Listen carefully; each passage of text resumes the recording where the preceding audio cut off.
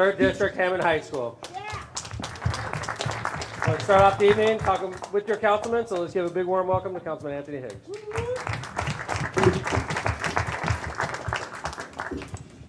Certainly, I want to thank everybody for coming out on this cold evening, and appreciate your presence here and your concerns and questions that you may have for the city administration as well as your councilman. I look forward to working for you in the near future, and if you have any concerns or questions, feel free to question me. There you go.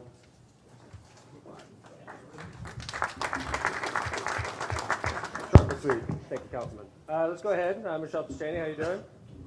Good evening. Good evening. Let's go ahead and start off and introduce the department heads, if you don't mind. Ed Prusa, Hammond Water. Michelle Sullivan, Housing.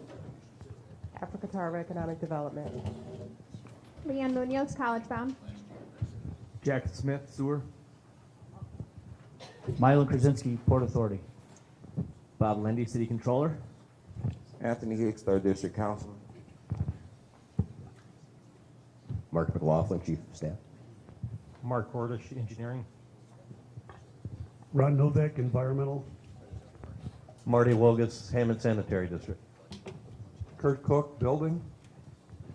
Brian Poland, City Planning. Awana Miller, Community Development.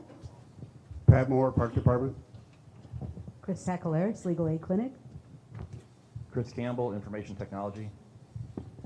Timothy Woods, Public Works. Kelly Kearney, Code Enforcement. Jim Callahan, Inspections Department. Phil Talon, Planning and Development. Chris Cantar, Law Department. Brian Miller, Police Department. Sharon Daniels, Personnel. Jeff Smith, Fire Department. Clerk Robert Goller, Hammond City Clerk. Thank you, Mayor. You're welcome. Thank you, everybody. Johnny Perez, Public Works. Oh, Johnny. I'm sorry, Johnny. Johnny Perez, Hammond Public Works Department. I want to thank 4th District Councilman Bill Emerson for being here as well. Thank you, Councilman. School Board Trustee Cindy Murphy. And quickly scanning the audience, Councilwoman Janet Venez, Councilwoman at Large. Did I get everybody? And thank you for coming out tonight. I appreciate it. Welcome to Mayor's Night. We've been doing this for 10 and a half years now. We've gotten pretty good at it. So I appreciate you guys coming out. It's freezing out today. Doesn't seem like it's ever going to let up. So welcome to Mayor's Night. I just drove in from Indianapolis, so if I look tired, I apologize. Things aren't going very well, so hopefully we don't need to talk about that. So let's talk about your questions. Okay, our first one is recycling privatization. Will it benefit the city or take away? Well, great question. Gary? Who's here? Tim or Johnny? Good. Nothing's been decided at this point. In fact, Mark might want to jump in on this also. We're taking a look at how to improve our recycling in the city of Hammond. We're doing a poor job at recycling currently. And we want to increase the participation rate. Some have suggested that part of the reason for the poor participation in Hammond is because we have to lug the blue boxes out to the curb. And, I do it. I mean, I try not to miss. I'm the recycling guy in our house. However, even when we have a heavy snowfall, like a blizzard goes through or something, we miss almost every house on days like that. And it costs us money. It costs us times too when you think about it, because part of our department is run from the funds we create from the revenues of the recyclables. So if you're not putting your recyclables out, we're not collecting that revenue. Plus, you end up putting that in the garbage, and we end up paying for the landfill. So we get penalized times two on recycling. And if we were better about it, we could literally lower our taxes, make government cheaper, which is badly needed right now. So we need to think about, and besides all the great benefits of being green and loving the earth and all that, dollars and cents wise, it makes sense for us to rethink our strategy. It's just not, people aren't participating to the extent they should. There's some, my wife's from New York, and out in New York, if you don't participate, if you have recyclables in the garbage can, you get fined. And there are a lot of communities that do stuff like that. We're not talking about that, but we need to address our dismal numbers. They're bad. So, we haven't made any decisions on how it's going to work, but I think there's one thing that you could bet on. It's going to be alley pickup. We'll be doing it more like garbage, which means it'll be in one bigger box. We haven't decided the specifics, and we're going through that literally at the moment. We had a goal initially of being done by January 1st. We wanted to do it at the same time that we created the new Public Works Department, which is doing a great job. by the way, but it was a challenge enough just being ready by January 1st with the Public Works Department. So we decided to hold off on recyclables at this point. And Mark McLaughlin, Hammond Chief of Staff. And I think, as the mayor said, this was one of the options that was priced out. We have at least 3 different things to look at. There will be changes, and as the mayor said, no matter what happens with the department, I'm about 90% sure that we'll end up with one big bin in your alley to put all the recycling, throw everything into one bin. It'll be very easy, and then once every other week, someone will come and pick up that bin. And in 30 days, we will know which direction we're going. Anybody else?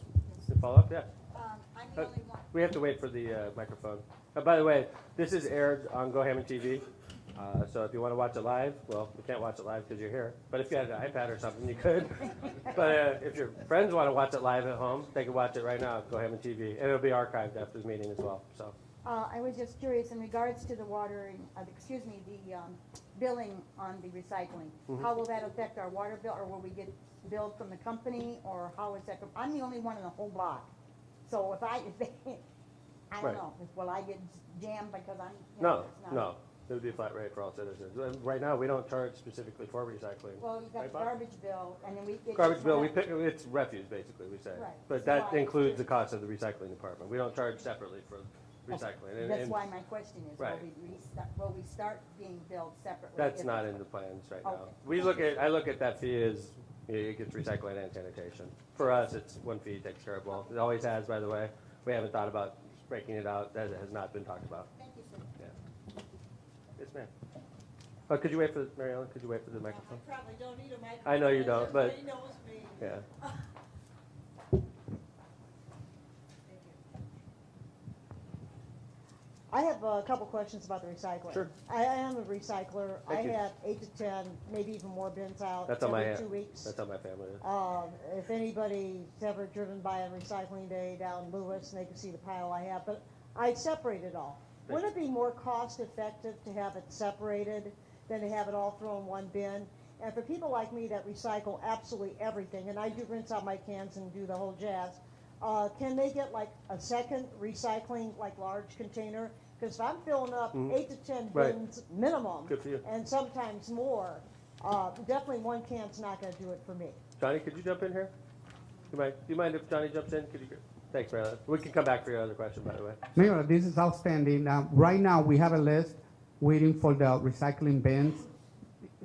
If you need an extra recycling bin, all you have to do, call it in. That way we can put your name down for recyclable. Because I know, like in my family, we have extra bins and we use them also. So, Absolutely.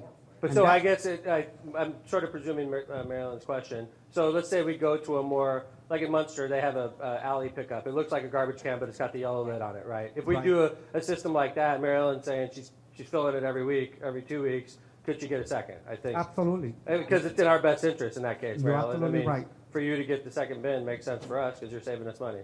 I don't think that's a problem. And we have that situation with garbage too. Is that Yes, so. absolutely. In garbage, we provide the first one, of course, if the resident is generating more garbage than usual. True. You know, we ask them to That's a purchase a different story, second though. garbage. Yeah, the It's a garbage direct is a little cost. different. If you're versus generating recycling. more recycling, good for us. Exactly, yes.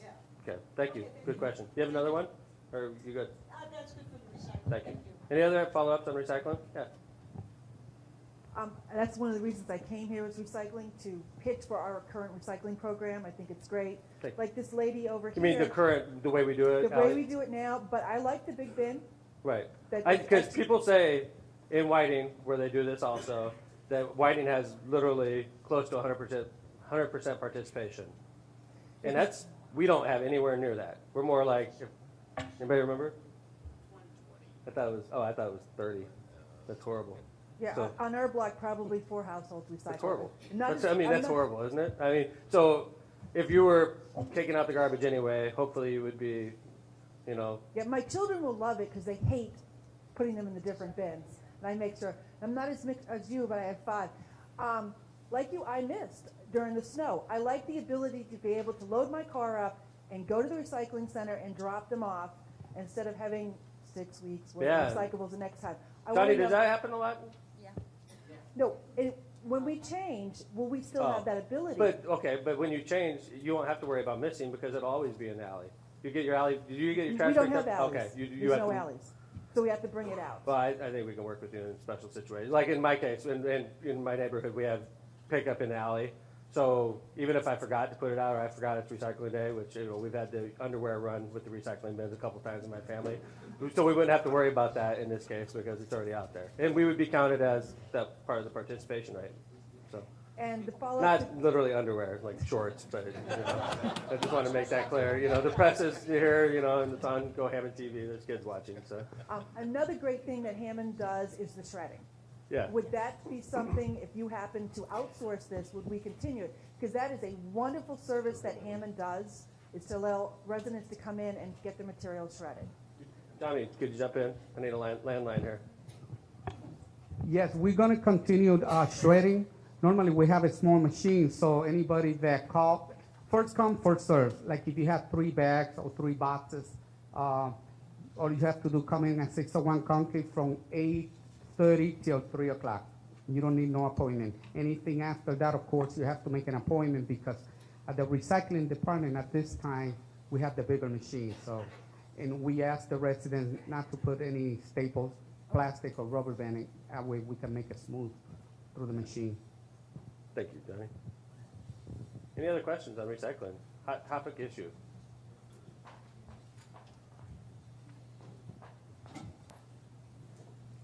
I would rather talk about recycling any day of the week than deal with the downstate legislators right now. Any day, ask me as many questions about recycling as you want. The question's not about, how long are you allowed to let the tubs and the canisters sit outside by the road? Good question. Like the empty ones? Yeah, after they empty them, like a week, 2 weeks, 3 In law weeks? school, there was never any right answer. They would always say, like, it's a reasonable standard. It's like, what does the reasonable person do? The reasonable person picks it up after a day. Okay. The reasonable person, even, I think like 24 hours, that's unreasonable. If it's more Well, than one 24 hours. person's had theirs out all Our city winter. attorney is a lawyer also, obviously, or we wouldn't call her city attorney. But she's actually corporate counsel, so. Chris, what do you think? We don't have an ordinance that says when you have to take them out. You're supposed to put them out that morning and then take them back in that night. Oh, really? But sometimes, Stuff happens. yeah, Kelly, you ever have this issue in code enforcement? Several times. What we'll do is usually take one of those green tags, tag the either garbage or the recycling containers. Basically, that lets people, whoever's living there, know that. Do you ever hey, have to cite people? 'Cause I would prefer not to cite them. I mean, if we can tag it and they comply, that's what we're after. If they don't, then yeah, we can issue a citation. That can't be a common complaint though, like a common tag. I mean, No, it Right. doesn't happen often. It We had seems Wilcox Street was a problem Okay. last year. The other thing is we have contact information, registered Gotcha. properties, we can call them and tell them, you need to take care of that. Sure. I can go. My question is, if they miss the recycling, and I've been doing this, a couple times where I've called in and they came and picked it up. If we privatize it and they don't pick it up, who do I call? You would call it probably the private company in this case. Oh, then we're gonna have to, okay. 'Cause Well, I mean, these how would guys you, have been really so good. you get yours picked up out in front also then? Yeah, Okay. if they don't, they hear from me, or I take it in, or, Really? I just visit. I come in, I know him for a long time. But anyway, we can still bring in that stuff that they repurpose for the, teachers and that also, can we? Yeah. Okay, God bless. Yes, ma'am. I wish you luck. By the way, nothing has been conclusively decided at this point. Still, I mean, we're working through the process. We've been talking about it. We want to make sure when we're ready to unveil it, it goes better than the Affordable Health Care Act. That's my goal, okay? So we're working on this right now. I'm going to make sure by the time we unveil it to you, it'll be ready to go. So. Hey. Oh, any more questions on this? All right, let's move on. This is a concern regarding students walking streets because of snow on sidewalks. Yeah. Anybody want to follow that up? I mean, this is something that I've been saying for too long needs to be worked on, but it needs to be worked on, and it's never been more apparent than this year when it seems like the snow cover, we've had snow cover since mid-December. So it's an important issue. I think around the schools, immediately around the schools, I think it's the responsibility of the schools. And quite frankly, let's be honest, Public Works is challenged with the snowfall we've had just to keep Holman Avenue clean. You know, much less your neighborhood's clean. And then we have a burden also of getting the alleys, because if we don't get the alleys, we can't get the trash, right, Johnny? And soon to be recycling if that's the way we're going. So keeping your streets and your residentials and your alleys open is not possible in a quick time frame when we had heavy snowfall. It's hard. We literally work these guys 36 hours straight. And while they're working 36 hours straight, we're getting killed with complaints and incompetent suggestions that we're sleeping on the job and telling the guys how lazy and how Hammond streets look horrible, and they're busting their butts simultaneously to all this criticism, right? And then, you know, when you say stuff like, well, we need to keep those sidewalks open as well, it's like, you know, and the bike path is important. People, it's like the more mileage you give to us, the less and less able we're going to be able to clear them in a timely manner. And believe me, snowfall is so important to a mayor. It's so important that if you bungle it, I pay the price personally, and so does my staff. We get killed. So it's important to us. Believe me, when the snow's hitting the ground, we're not sleeping. We're busting our butts to try to clean it up, but you know, it's frustrating. It's a hard situation to deal with. And I'm not saying this is not an important topic. It's really important. But I think the schools could really help out, you know, and like, you know, and I'm not saying they're not, by the way, because when it's snowing, I'm not really looking at the sidewalks. I'm looking at the streets and I'm fielding complaints. And I'm sure that Hammond High has a snowfall procedure that they go through, right, Cindy? And there are certain people, I imagine, that work at Hammond High that know that this is their responsibility when it's snowing to get the sidewalks cleaned up if they're having school. And if they're not, then, you know, obviously they have a couple days to get ready for it. But, you know, I don't know if I'm complaining or I'm just venting, but it's not easy. This year has not been easy. I cannot wait for the sun to come out and just melt all this snow. And so anyway, was that your question? Not gonna happen with the snow melting away. This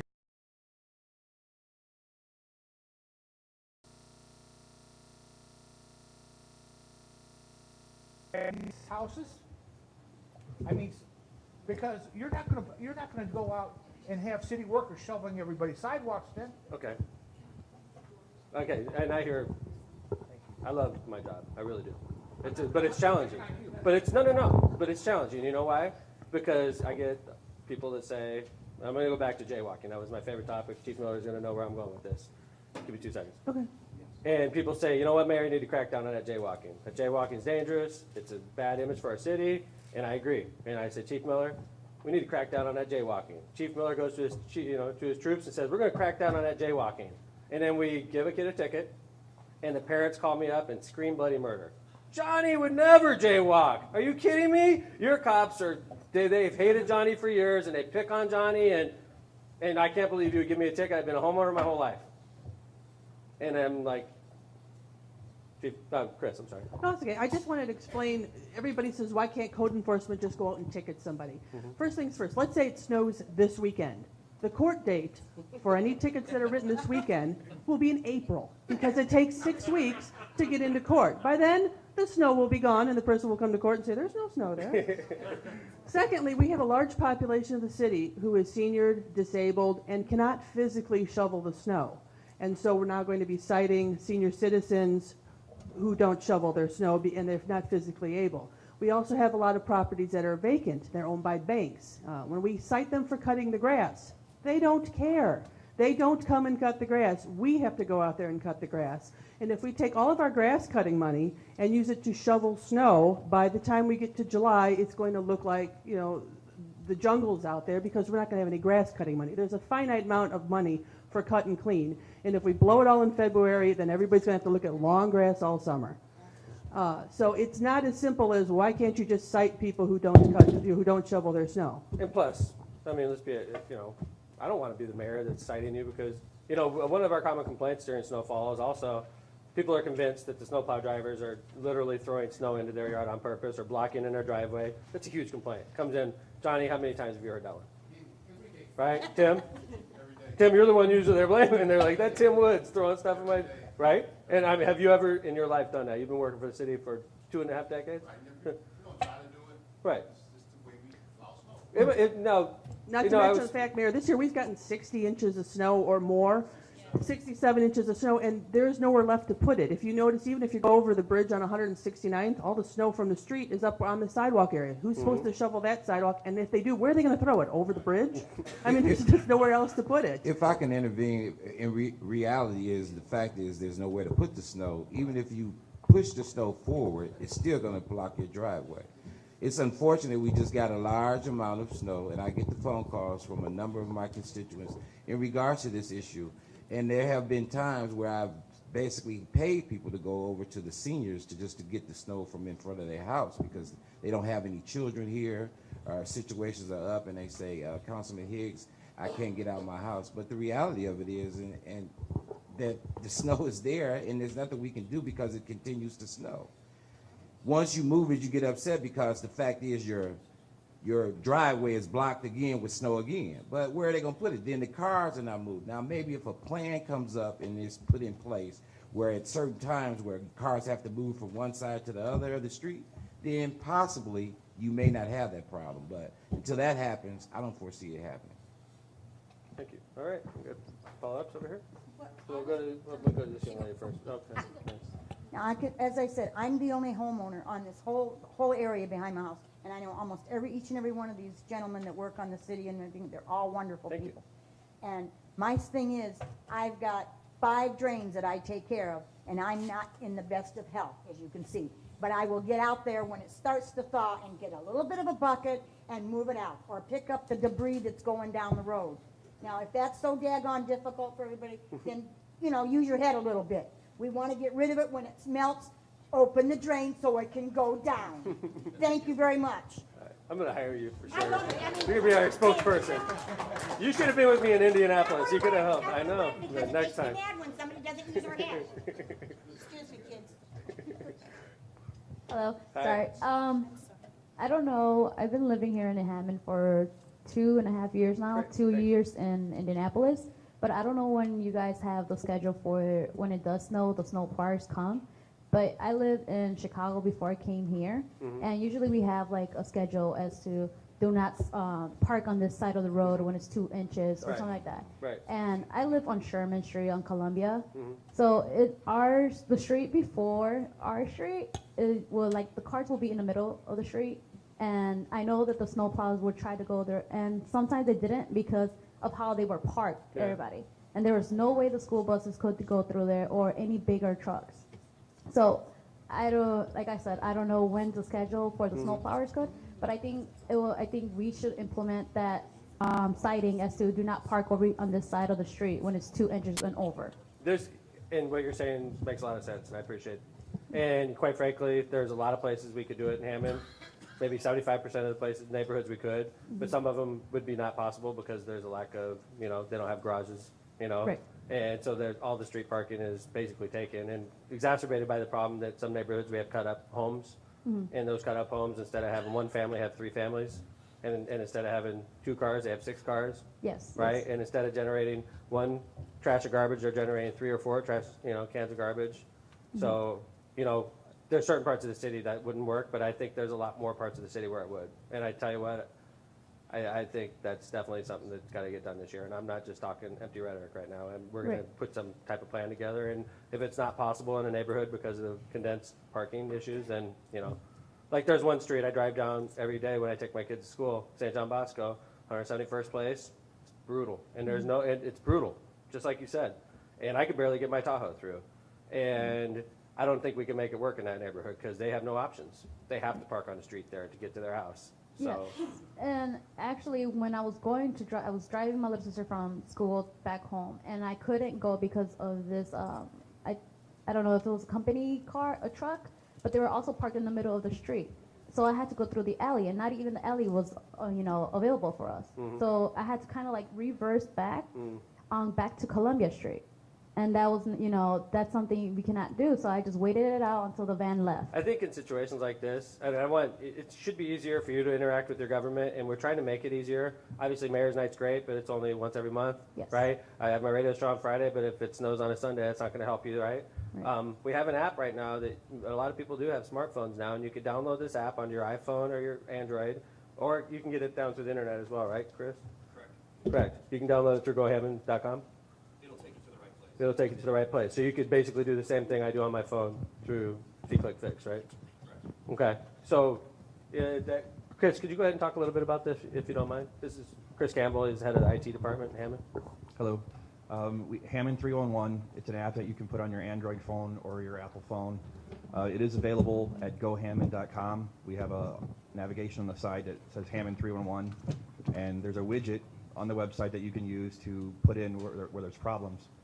A lot of the problems that we're getting right now are snow related, and that's like the top topic right now. And you'll see that people have said, you know, my neighbor had a car that was parked, plow came through, now the car's gone, there's a ton of snow. You can submit a ticket through Hammond 311, give the address of it, and the trucks will come by and hit it again. Johnny, could you grab a microphone again? Johnny, I know that you've been working with Hammond 311 system, right? Yes. So let's say this young lady has an issue with a car that's parked right in the middle of the street, right? And she interacts through Hammond 311. You know, you don't check those until the morning, realistically, right? Technically, Mayor, when we come in, exactly, you're absolutely But if right. you're working on a snow call, do you still get the 311? Yes, we check. So you can get it at 2 in the Yes. morning? We have people in the office. Whenever we're plowing, we have the secretaries in the office that constantly will looking at, you know, at the computer. And if we see a concern pertaining to a particular street, we address it. Once we address it, then we reply back. And then obviously you could also reach out. And I want you guys to know, we're answering phones when it's Yes. snowing. So it may not be in mayor's office if it's 2 in the morning, but if you guys are working, you bring staff in to answer the phones as well, John? You're absolutely right. So you could, if you have a problem immediately like that and it's something that needs immediate attention, you have the option of calling the Hammond Police Department. Brian, you guys, I imagine you guys get a lot of phone calls, right? So you have that option, Hammond Police Department. You can go through the 311 app, and it'll be taken care of probably by the morning, especially if it's a dangerous situation. And then obviously, if it's normal workday, you can call the mayor's office. We're always on the phones. I take special pride when it snows, and my staff hates this, but I take special pride in making sure we answer the phones in the mayor's office. City Hall may be shut down, but the mayor's office is not. We're taking your complaints. And I know, looking back, you know, I know, Courtney, you worked, I mean, we get a lot of phone calls during those days in the mayor's office. So we try to be there for you. We really do. We try to make it easy for you to contact us. And, you know, I know people are still frustrated with government, and I understand it, but we are trying to be there for you. I think in a situation like that, first off, your recommendation on some type of snowplow system that we work with certain neighborhoods that can afford it, not afford it, that have enough space to allow it. I think that's totally doable. But there's some neighborhoods it's going to be hard. Right. Okay. Thank you. All right, any other questions on this? Yeah. Mr. Yeah, Chief. I have one more, Mayor. Sure. Does those 20 or 30 kids that were in court today for walking in the street the day of the storm, do they get it being that everybody knows that it was a storm? I have no idea anything It was about like this. 20 or 30. I have no idea if that's true or if it's not true. I trust your judgment, but I have no idea what to say and about this. I have nothing to do with it. Oh, okay, but if a sidewalk's bad, can they get a ticket for jaywalking? Maybe. I think the chief's got his hand up. Well, Chief Miller? I want people to know I don't interfere with police matters at all. I never have, and I never will. Mr. Mayor, Yes, the sir. tickets we gave for jaywalking were done months before the snow. Okay. There you go. See? Yeah. Cindy?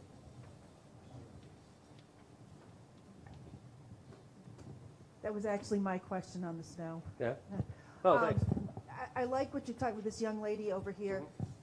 We need to come up with a plan. You guys have done a yeoman's job over the years, dwindling funds, consolidating, and doing the best you can with the funds you do have.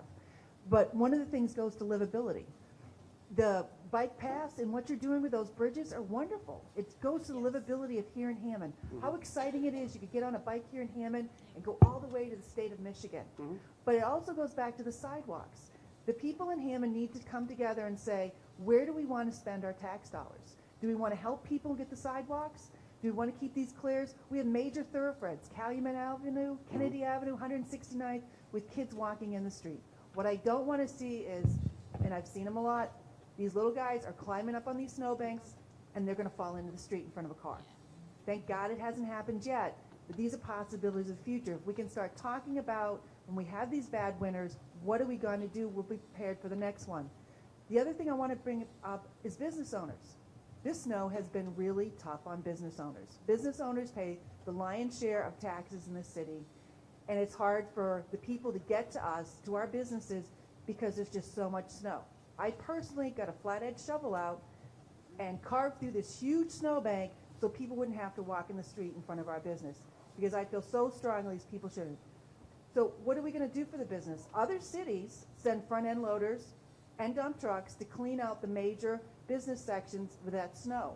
It was funny, we're trying to start up the Hessville Business Association.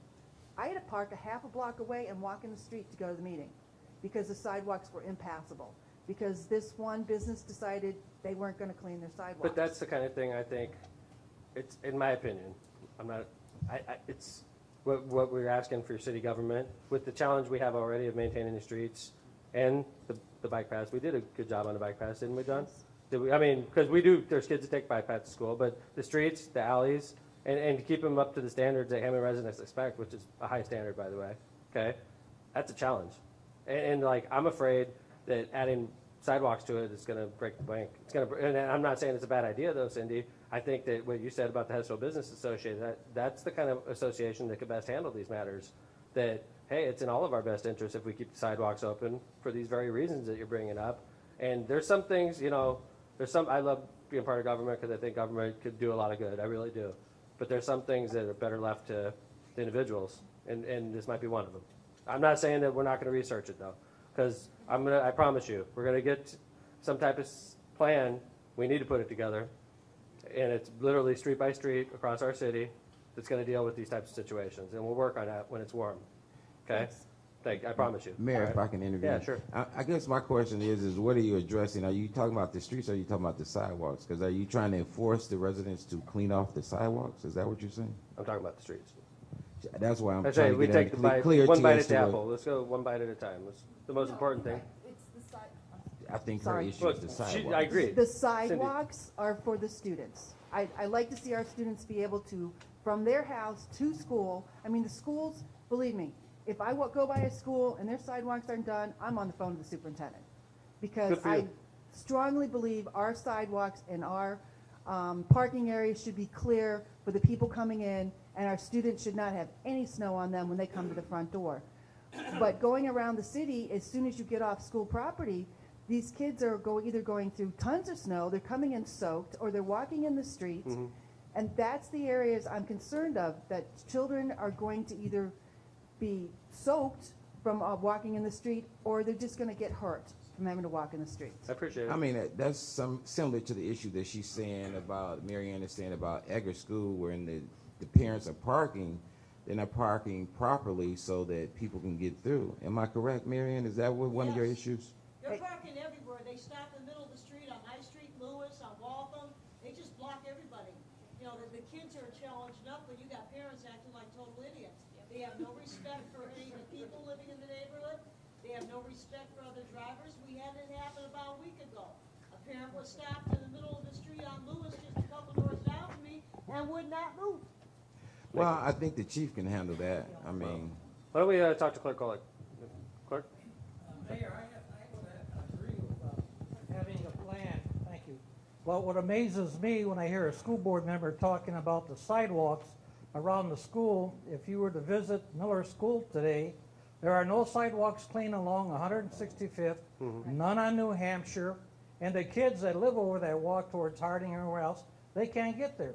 There are businesses that don't clean their sidewalks. I know. My former church, St. Catherine of Siena, they don't clean their sidewalks. It's one of those issues that that is very tough during the winter for Right. the city of Hammond to handle.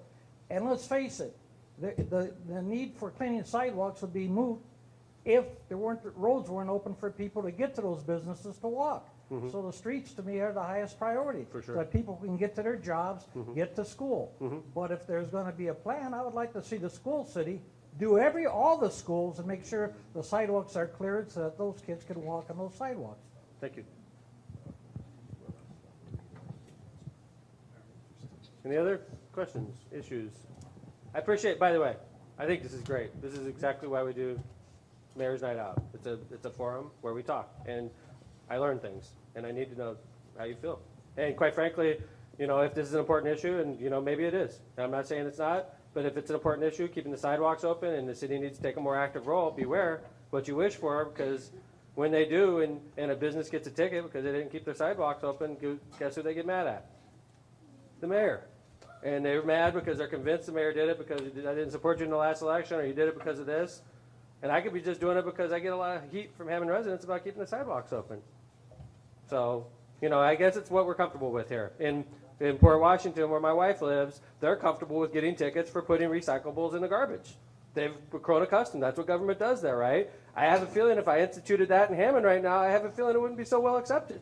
Okay? You got to break it in slow. I mean, if this is something that's important, we'll talk about it. I have no problem with that. You know, we get the council involved. We'll talk about creating a city ordinance and enforcing, you know.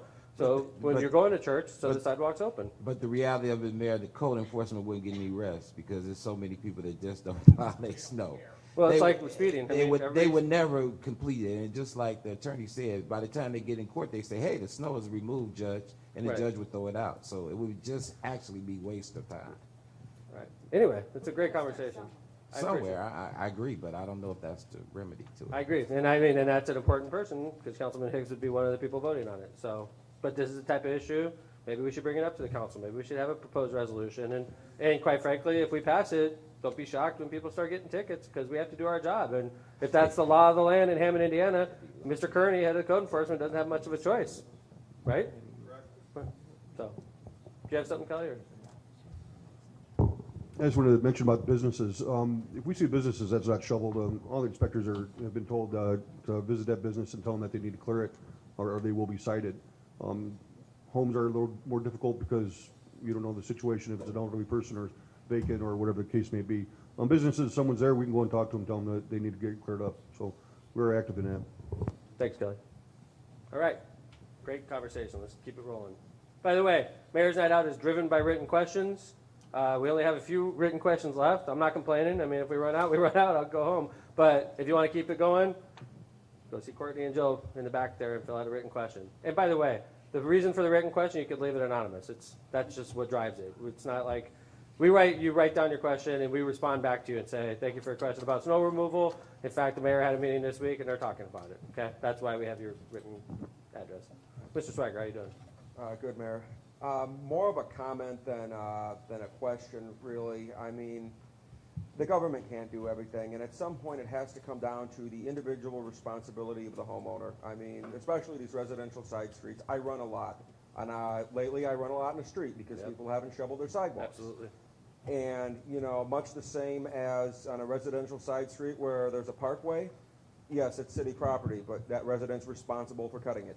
You know, they should be equally responsible and decent enough not to force people out in the street, you know, to shovel their walk. You know, I worked long hours in the snow too. I got home, I pulled out a shovel, and, you know, I shoveled my walk. And it's just a lack of common decency on the part of those who are physically able to clear their walkways for passers and just don't do it. Thanks, Mike. Any other questions? Comments? All right, let's move on. Okay, this is regarding code enforcement. Can you explain the process of continuous enforcement orders as related to code enforcement? Chris, you might want to grab a microphone also. It would depend on the violation. Be more specific as far as continuous enforcement. Depends on what we're enforcing. If we cite you for cutting your grass, and you cut your grass, and you stay in compliance, then there's no need for continual enforcement. Chris, do you have anything you want? The only places I see the continuing enforcement orders, for example, let's say there's somebody likes to park cars on their lawn, and we get that a lot in Hammond. And so the judge will say, anytime Officer Taylor sees a car parked on that lawn, go and tow it. And he'll put a tow sticker on there and tow it. And so that'll be it'll be a continuous enforcement And that's order. issued obviously by the city judge. Correct. It goes to the city court. That's the issue with the snow, with the ticketing people for snow. Everybody gets their due process. Right. And they would have to go to court, and then they would have to find it. Well, maybe they were out of town. Maybe they were in the hospital. But I mean, that would come into play though. Correct. But I imagine in cases like that, we would take a picture of it. Well, right? Correct, but what if they were out of town? Right, What if they were in exactly. Florida because they're seniors and they go to Arizona Right. for a week? You know, what if there's Come home to $10,000 in city within fines. tickets, right? So you can't just say, oh, you have to pay $200. You didn't shovel your snow. It doesn't work that way. There has to be due process. The same thing Right. with the people that park in their yards. They'll have a hearing. We'll go before the judge. We have to find the owner of the property, and then the judge will say, okay, there's no more parking on the grass. If you park on the grass, we're going to tow your car. and that's the end of it. And then that will be good for an entire year, and then we come back again the next year. And a lot of times with these cutting grass properties, a lot of the bank-owned properties, we cut them every year. And we already know in April that we're going to have to get it into court by May Gotcha. and cut it all summer long. Gotcha. And the thing is, if I can intervene, the thing is about abandoned properties, especially throughout my district, a number of the properties are abandoned and people make a decision as to whether or not they want to buy it at tax sale, and then there's another procedure, but in the meantime, it's going through all these other channels through code enforcement and border works, trying to get it condemned or torn down. And so the process can be lengthy. And sometimes people think, hey, I got abandoned property next door to my home, I want it down right now. It doesn't happen like that. It's a process. It's a procedure that it has to go through by law. And then that, as that relates to Bethany as well, Bethany's been vacant for a number of years. Now they have a decision to make whether or not someone's going to purchase the property or it's going to come down. It's just, that's the bottom line. It can't sit there forever being vacant. The neighbors on both sides are complaining that the property is vacant.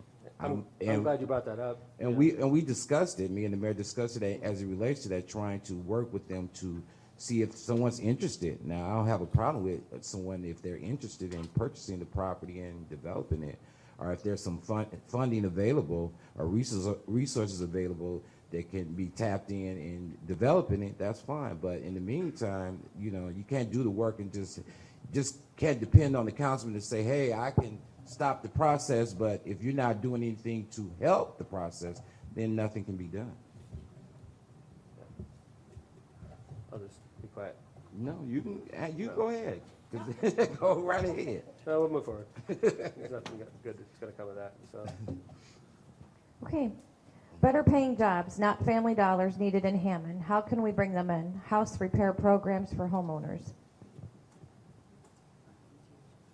Could you say that again? Yeah. Yeah, it's better. So Family Dollar, they're not happy about Family Dollar coming. Yes. I'm not either. I mean, I'm not thrilled, but. And are there? But by the way, the Family Dollar is going where there was a strip club. I'll take a Family Dollar any day of the week over a strip club. Okay.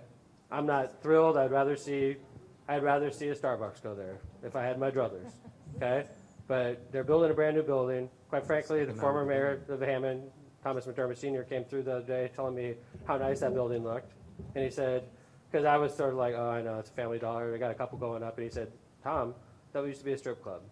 It's coming from the former mayor. And it sort of picked me up. Because I look at it sort of like, man, that'd have been so nice if it was a BW3's or if it was a Starbucks or something like that. It's a Family Dollar. But it was Kenny Mays when I took over as mayor. And there was naked girls dancing there when I took over as mayor. And now it's a Family Dollar. And it's a brand new building. And that's a step up. And the reality, Mary, is economic development is good for any city. It's growth. And I would certainly applaud their efforts if they was to come to Woodmar, because we've been waiting for a number of years, and I'd like to know what the status is as it relates to Woodmar, because this guy signed the agreement and he hasn't completed the project. Okay. Also, house repair programs for homeowners. Do we have it? Phil? Oh, sorry. Oh, Anna, thank you. We do have a rehab loan program.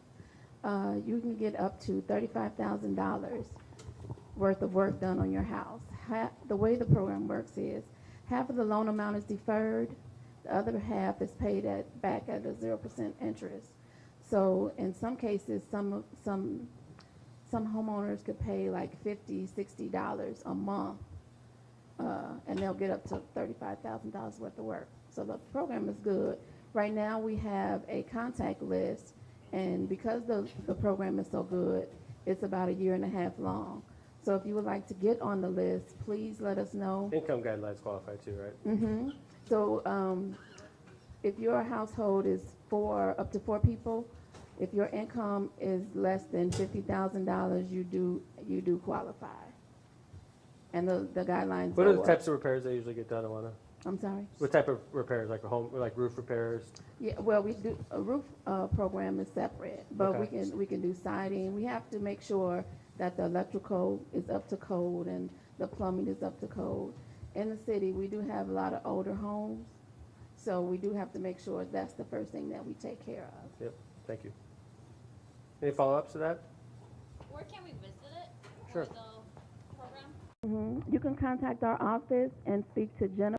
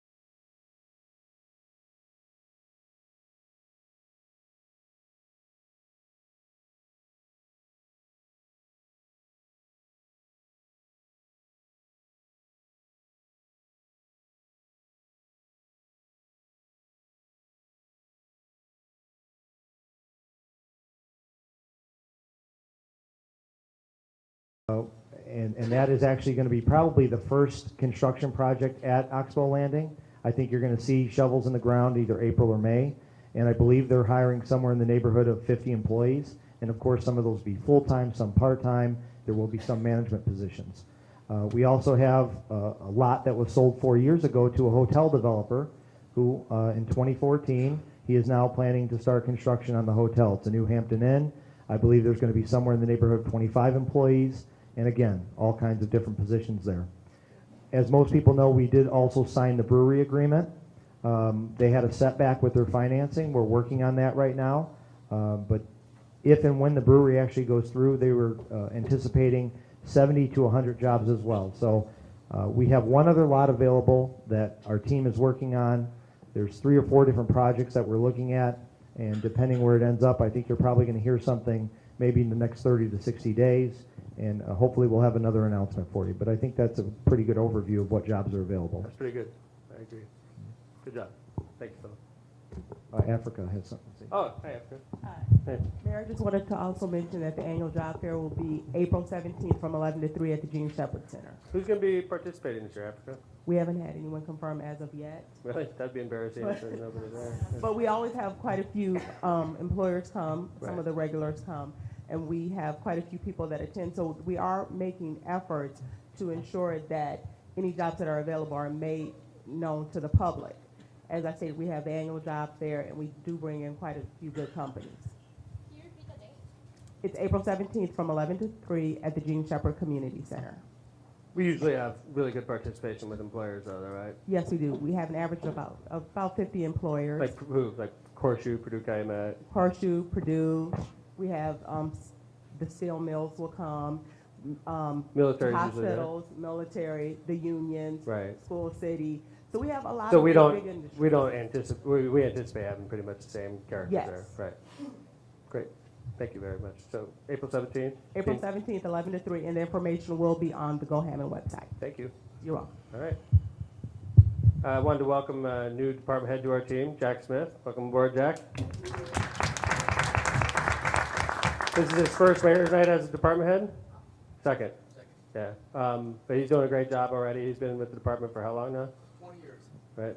So Hammond boy, he's going to work, taking over the department. He's done a great job. He's the thing about Jack, most people in city government that know about Jack is he's literally one of the hardest workers in the city. So I think that's good for morale, seeing a guy that worked his way up take over a department like that. So congratulations, Jack. Good job. Everybody loves you right now, Jack, but wait till it starts to rain.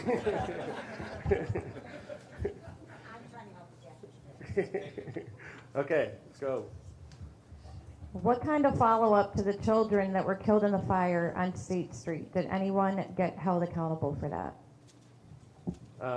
Chris? Sibley. It was on Sibley. We had lost 3 kids in a horrible tragedy. The information was brought to the prosecutor's office. They're the only one who could bring criminal charges, and they have not yet made a determination. Okay. And is this about the landlord we're talking about, or is this, oh, okay, I should. They probably have, say they're looking at everything, and nothing has been decided this is, yet. This is one of those situations where we gotta be quiet. Gotta bite our tongue, okay? They've got time, though. I want you to know that one of the main reasons I've been down in Indianapolis once a week, every week of the session, is because of I call it the slumlord protection bill. Pretty fitting, because it literally protects slumlords. Most of the landlords I've talked to that are good actors don't care about the $80 fee that are charged, but there is literally a bill that's floated downstate that's going to devastate code enforcement. And the revenue we produce in code enforcement, which is going to force us to either get rid of code enforcement, which I don't plan to do as your mayor, or to find another way to fund it, which means it's going to ultimately come out of property taxes that you and I pay, homeowners. And that's a travesty, because they do a great job in Hammond, and they hold slumlords accountable, and these people have a lot more money than we do, and they've donated tens of thousands of dollars to the General Assembly members. And there's this new app on your iPhone. It's called iCitizen. You can pull it up. It's wonderful. You could click on an elected official's name. It tells who's donating how much to them, and it's sickening.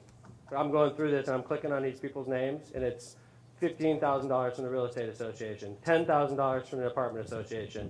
And these people are carrying this bill, and it's going to devastate Hammond. We're going to lose $750,000 once that bill goes into effect. What they want us to do is get rid of Kelly and his department.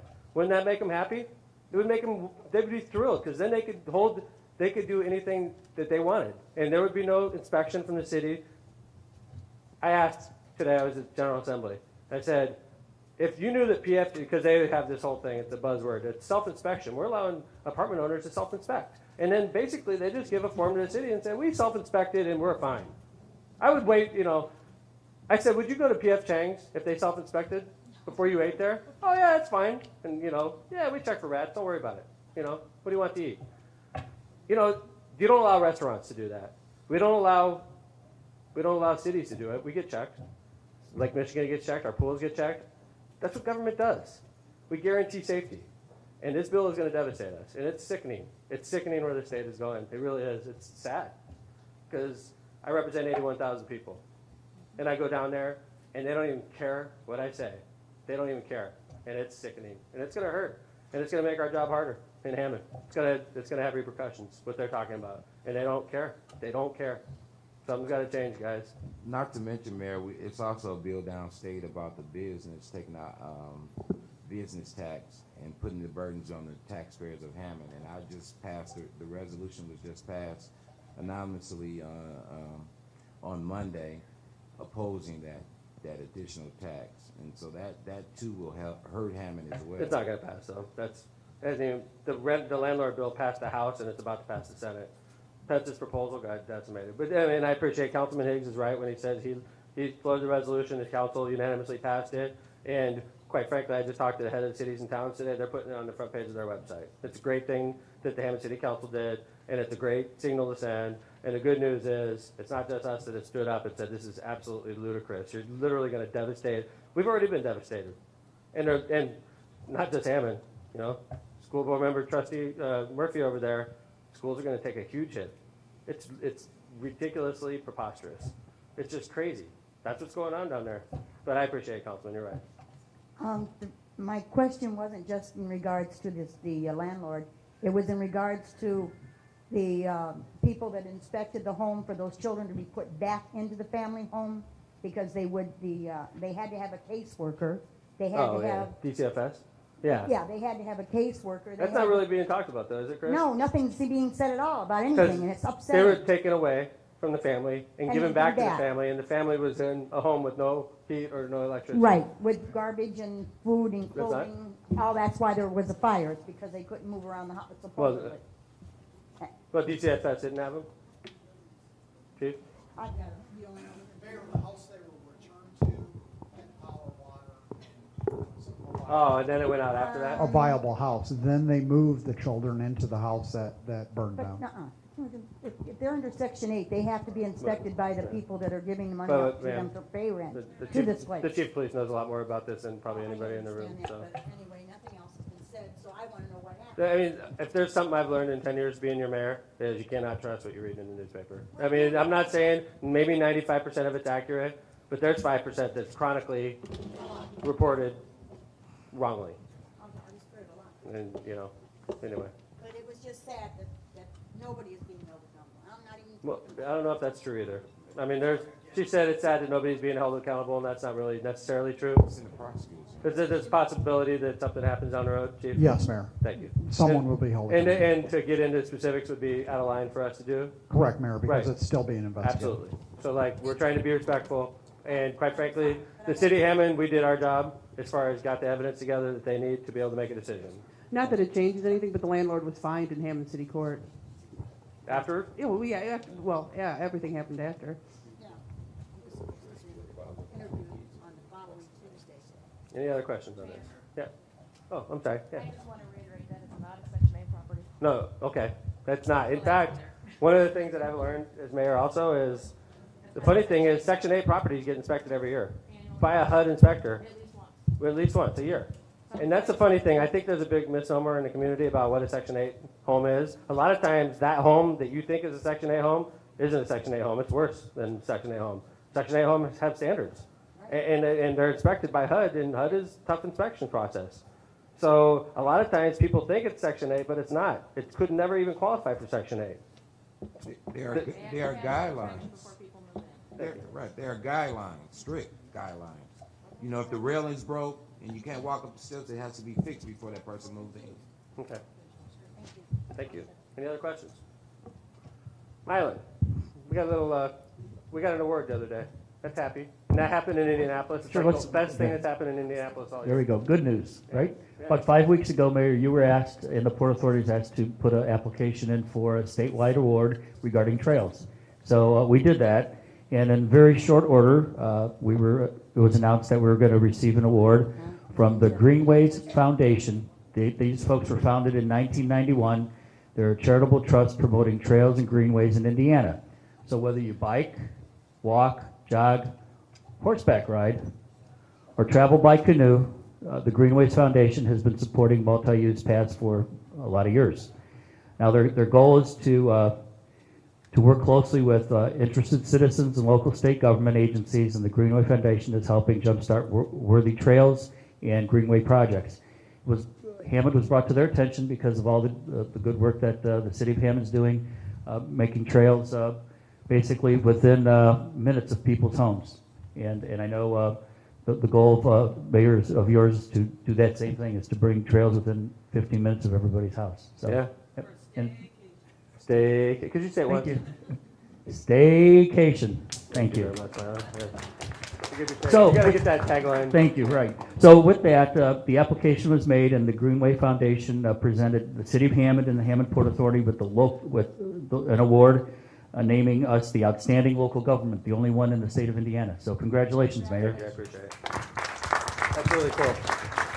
By the way, it's not very often urban cities get this award. Not very often at all. It goes to places like Fishers and Carmel, where the bike trails are absolutely meticulous. For Hammond to get this award, it's a total honor for a Rust Belt city, industrial, blue collar city like us to get this award. So I'm very proud, actually, on your behalf to accept it. Thank you for driving down there and getting it.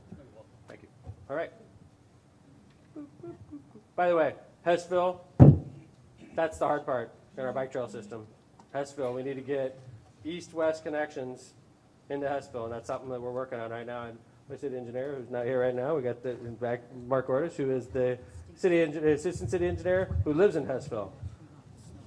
Yes, I actually live in Hessville, and the mayor came, he wants everybody within a half mile, I believe. Whatever works. A half mile or so, so we kind of did the parameters of trying to get the entire area through Hessville by Gibson Woods, utilizing NIPSCO property, out by utilizing actually the levee too, the levee system, because there's actually, can be a trail up on top. So we are looking at that at the current time, and hopefully in the near future, we'll have some sort of outline or parameters to try to get everybody tied in, and tying in all the trails with the bridges and so forth. That's coming along really well. Hopefully this spring, Yeah. you're going to cut the ribbon on it. I'm actually completely impressed how much work they did in a freezing cold winter. Absolutely. And It's there- crazy. They got the bridge, basically, they're ready to span 2 bridges right now. That's true. And the other one by Maywood School is going to be a unique one. Yeah. Actually, it's going to be not a tunnel, not a bridge. It's going to be in between. Yeah. So The street is literally getting raised over it. raised over. I haven't seen any of those in the area. So this should be a very unique one. We wanted to make that one special, and by the way, we've been working real close with the schools, and I appreciate the help and cooperation. But that one's particular because Maywood School, we wanted to have constant safety, you know, obviously with kids walking through the tunnel. So we wanted to be able to, if you were standing on one side of the tunnel, you literally could see through it from one side to the other, and that was important for us. So if somebody's hanging out at the bottom or something, that's why the only option there would be to raise 165th over the top of it. So it's a great project. It's a real great project, and we should have preliminary plans by the end of the week.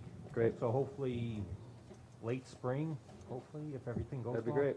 We can start the project, and there's the bridge up north by Sheffield and Calumet that's being looked at currently. So And right now, right in the middle of Wolf Lake, they've completed the bridge, quite frankly. I think you can ride on it right now. They got the handrails up and everything, so we'll be breaking ground on that as soon as the weather breaks. Myla, is that accurate? Yes. Because it's literally done. I've seen it, yeah. Yeah, that's a cool project. As soon as we can get there, Mayor. There's parts of the city that you've never stepped foot on, and you've lived here your whole life, and this is going to get you parts of the city you've never stepped foot on. It's pretty incredible, the access we're going to have around Wolf Lake now. And we had an exciting meeting. I know, was it you, Mark? I had the meeting with Illinois about connecting better between our bike trail system. Well, Mylan was there. Mylan, you want to talk a little bit about that? That's a neat project. You met with Alderman Pope, right? Alderman Pope and the Illinois Department of Natural Resources wants to take a trail right down state line, literally through Wolf Lake, and be able to tie in our Hammond trails. 129th, 129th Street extended all the way to state line, and then go all the way down to 136, which is Boy Scout Road or Hegewisch Road, and then be able to work through the east side. And they will have 2 loops. They'll have a double loop in Illinois. I mean, you could do a lot of creative patterns through the Wolf Lake on the Illinois and Indiana side if they work with us on that. And, you know, that's I have people I know that are big cyclists. They're moving to Robertsdale, and people we know that have worked on the project have moved to Robertsdale just to be closer to the bike trail system up there. So that's really special. What's going on? One other thing, Mayor, up north by the old Edison plant, that project is being designed currently. A contract's going to be signed shortly, connecting Illinois through towards the marina on the south side of whatever you want to call it now, the old coal-fired plant. Right. Edison State line plant. generator. Yeah. State line generator. Right. So it's going to be connected there into their trail system. And we did meet with Chicago, and it's going to be, you literally can ride a bike all the way through. Yep. Thanks, Mark. I appreciate it. So anyway, Thank you. Get your bike out this summer. And plus, you know, we have the Whiting Hammond After Midnight Ride. We're going to have to rename it because we're including more communities like Munster in it now.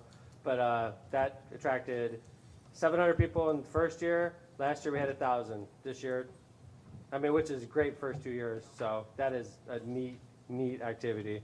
It kicks off at midnight from the pavilion. It's I think last year was 31 miles, right? It's long. Yeah. And, you know, it's a great time, though. So anyway, any questions left? Oh, yeah. No problem. I'm sorry to go back to the snow report again, but I was wanting to talk to Mark about my little lake that will be forming on the railroad and NIPSCO property. What procedure do I have to do to get them to be held responsible to get rid of the lake and the mosquitoes and everything else that's going to be festering back there because City of Hammond cannot do that much about it?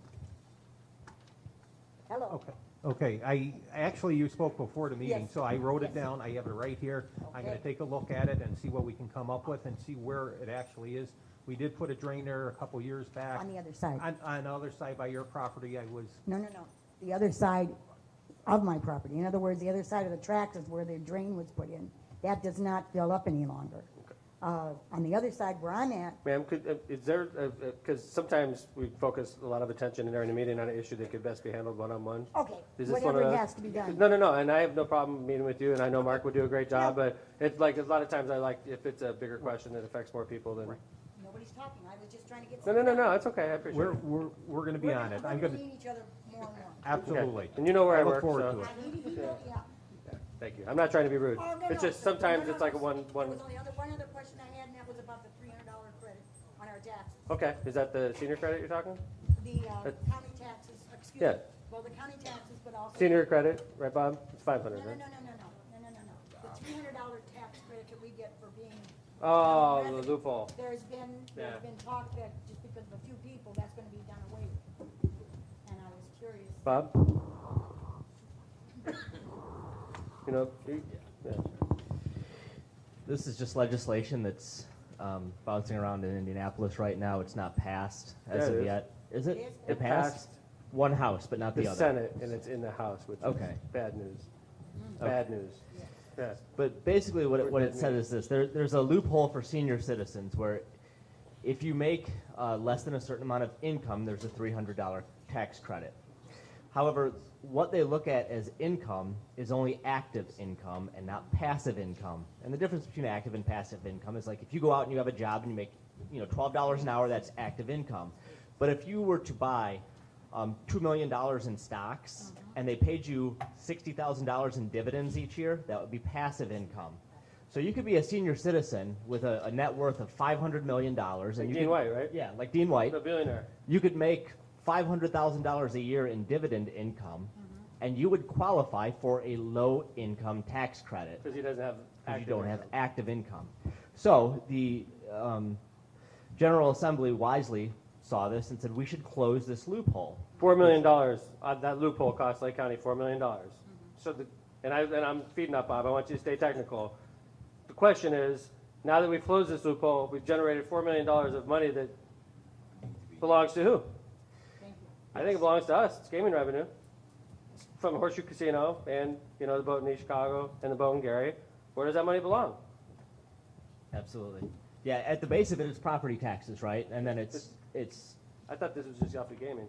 well, there's we reimburse it with gaming. We reimburse the credit with gaming. I got you. So, Right. but basically, this is property taxes, right? And property taxes should get split between the overlapping taxing entities. Whether they like me, us, Democrats that are largely in charge in Lake County, whether they like it or not, we were elected by you.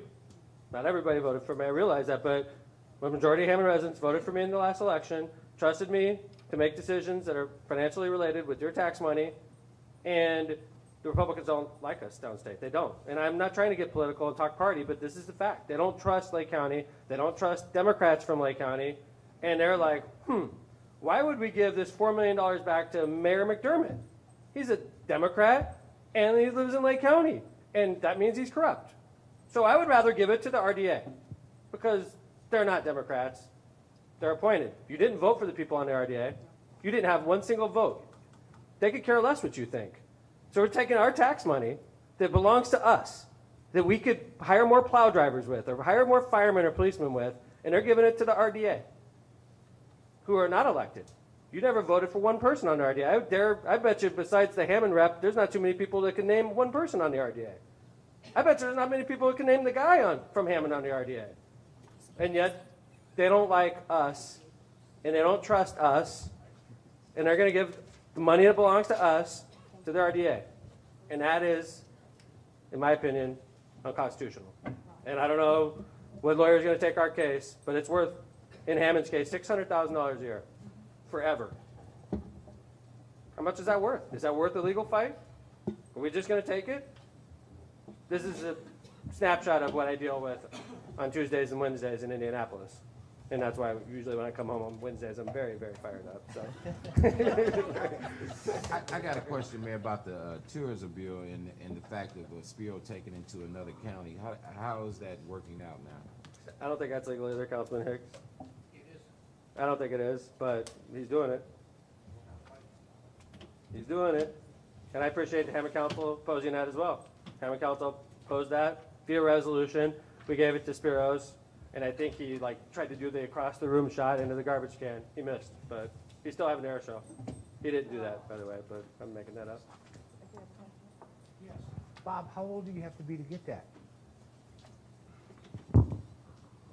65 or I think it's disabled? 62 or 65, and there's also Is an it for exemption disabled? for, yeah, if you have a disability or you're blind. The question is, Social Security figure into as a income, or is that figured into? I'm not 100% sure on how they figure the income, but just to reiterate what the mayor said, this is tax money. It's your property tax money. And at the base of the argument is the fact that you guys have elected the mayor and the councilman and the school board to spend your property tax money in the ways that you guys see fit. That's why we have the elections. And if they don't like it, You guys can vote these guys vote out. us out. You And can't vote out the RDA. That's exactly what's happened. Is they've taken your property tax money and said, we're going to spend it, and you have no vote or say in how we do that. I'm going to tell you something. I testified this summer at a summer study on the slumlord protection bill. I didn't call it the slumlord protection bill then. I did since then. But I showed up, drove down there in like July, waited for a very, very long hearing. It was packed. It was hot. The State House is really old, so it's hot. And I finally get in there, and it's packed. And this senator knew who I was. Senator Jim Buck. I don't even know where he represents. Senator Buck sees me, and Representative Speedy, who's been floating this bill, whispers in his ear. And as soon as I get up, I say, hi, I'm Mayor McDermott. I represent the city of Hammond. He goes, kink, kink, gavels the hearing shut, gets up and walks out. I'm standing there like, by the way, he's already taken testimony from landlords in Hammond, landlords across the state of Indiana. Nobody's really presented the opposing viewpoint, right? And I'm like, I'm naive. I'm idealistic. I think because I represent 81,000 people, that's important. You know, that's silly of me. I walk in there representing you, and they could care less. They didn't even care what I said. They don't care. And it's frustrating, man. That is, to me, that's not how it's supposed to work. This is public safety. And it's not democracy. It's a dictatorship. And something's got to be done about it. I've said that twice. Something's got to be done about it. You guys got to rise up. When they do stuff like this, they don't trust me. I'm a Democrat from Lake County. Even though I've done nothing wrong in my life, protected our country. I served 6 years when I was 18 years old in the United States submarine. Went to law school. To put myself through, and they don't care. You're a Democrat from Lake County. Why would I talk to you? We got the votes. We got the votes. You don't matter, McDermott. Get out of here. It's got to be you now. You guys got to rise up and tell the Times and tell all these people it's out of control.